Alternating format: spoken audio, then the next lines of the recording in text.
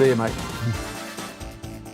Thank you, Barry. Coming up next on The Beat Goes On, it's our brand new reporter on the social scene, Anne Batley Burton. Known throughout New Zealand as the Champagne Lady and one of the real housewives of Auckland, Anne lets us know week by week who's hot and who's not. Bonjour. Bonsoir, Gerard. Anne Batley Burton, wonderful to have you on The Beat Goes On with another glass of champagne. You've been practicing that. Oh, I've been practicing it.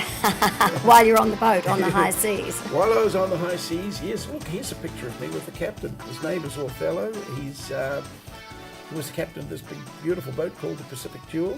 He said to me, Jared, do you want to drive? And I said, no, I don't think no. Probably just as well. We might never have got you back, Jared. Could have been very dangerous. Well, we've been off for 2 weeks, Anne, so I've missed you, Anne. Have you? All this you probably news. missed the champagne more than me, if the truth is known. I've missed the champagne more than... But I'll take it as a compliment anyway. Missed you, but of course, the 2 weeks I've been away, you've been busy, haven't you? I've got a whole list here. The Pleasure Dome, that sounds... Ooh, oh, yes, that was great. What drew you to the Pleasure Dome? I have been doing so much. It's impossible for me to fit it all in. But no, the Pleasure Dome was amazing. We went to the gala opening night. And Lucy Lawless, of course, is the main star. And they set this place up. First of all, I thought, Avondale, Partiki Road, what on earth are they putting on in that area? It just didn't seem suitable. That's an industrial area. That's right. And I couldn't believe it. I thought, do I want to go to this? Anyway, when we got there, the whole place had been transformed. It must have been like factories or like an old warehouse or something. Yes, totally transformed. And you would have thought you were in some street in the middle of America. And they had this incredible musical show, the lighting, the costuming was just stunning, actually. The dancing, the singing, I mean, the show itself was just great. And it's all really to promote the stage show, isn't it? Yes. So I really recommend it. It was great. And we had some... And the champagne flowed? Yeah, well, yes. It wasn't Jacquard, but we did have a lovely bottle of champagne, and they had beautiful VIP tables, and it was really fabulous. So I thoroughly recommend it. I think you should go. And you also met John Kirwan. Oh, yes. Well, John, that was it. I went to the opening night of the Italian festival, which we've had, of course, recently. And they had it at Non Soda Pizza in Parnell. And John Kirwan was actually giving a speech. You know how he's very involved with mental health and so on. And, of course, has his lovely home in Treviso, I think it is, in Italy. And something that was really interesting, there's been a lot of talk, as you know, about suicide and so on in New Zealand. And when he was giving his speech, he brought up the fact that New Zealand is the highest, as far as I know, in suicide rates. And in Italy, they're either the lowest or one of the lowest. And he put that down to their whole way of life, their close-knit family units. I mean, I don't know if you know, Gerard, but when I'm in Italy or even in France as well, on a Sunday, the whole family gets together for a fabulous big lunch, the grandparents, the grandchildren, the nephews, nieces. It's so close and supportive. And he puts it down to that. We have disconnected families. That's the problem in New Zealand. We do. They have extended families, don't they? Yes. Where they can have a function where the kids are there right up, and the teenagers aren't scornful about being at a function their parents are at. Yeah, absolutely right. That's what I love. There is a deep-seated disconnection in the way New Zealand runs their families. It is, isn't it? I just think it's marvellous. I don't know what the answer is. You've seen it, but they often build, you see these high-rise places, they start off and might be grandma and granddad were there, and then they get the children, and then they build something on top for them, and then they get the grandchildren, and they end up with another floor, and often you'll get sort of 3 levels with just one big family, and they help each other so much. It's really great. Well, I don't know the answer, but we know the answer by looking at what's on television at the moment. Will and Grace is back. So, yes. You went to a function for Will and Grace. That was fabulous at TVNZ, and they had it at Sky TV, and they had the premiere of it. Yeah.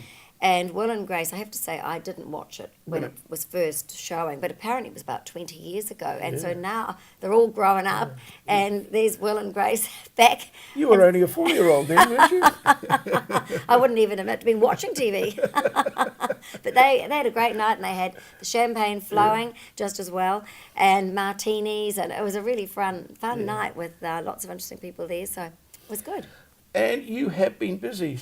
I'm so exhausted after that. I think we need a sip of this beautiful champagne Jacquard. Thank you. Yes, we do. But Yes, maybe we need another holiday.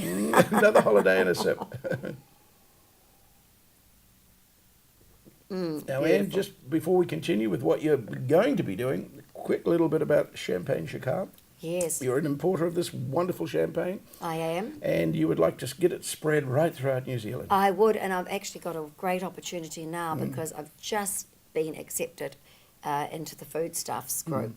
So I'm starting off relatively small, and it's going to be first sold at the Remuera New World pre-Christmas. And in fact, they have their fantastic Christmas party there. And Rock Chick and I are going to be on stage singing our Christmas song, which we have just recorded.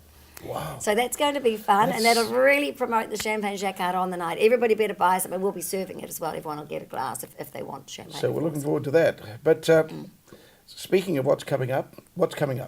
Well, next week I'm going to the opening of a new concept. I'm not going to tell you too much about it because he wants to keep it a secret, but it's called Wine Cave. Wine Cave. And it's in Carlton Gore Road, 104 Carlton Gore Road. The opening night's next week. And Joe Wang, who used to be at the Northern Club, he was fantastic, a guy who worked there, and he is launching this. And it's somewhere where you can go and really taste some specialist wines and learn all about it. And as I say, I won't say any more, but I'm going to that in a few days' time. Really looking forward to that.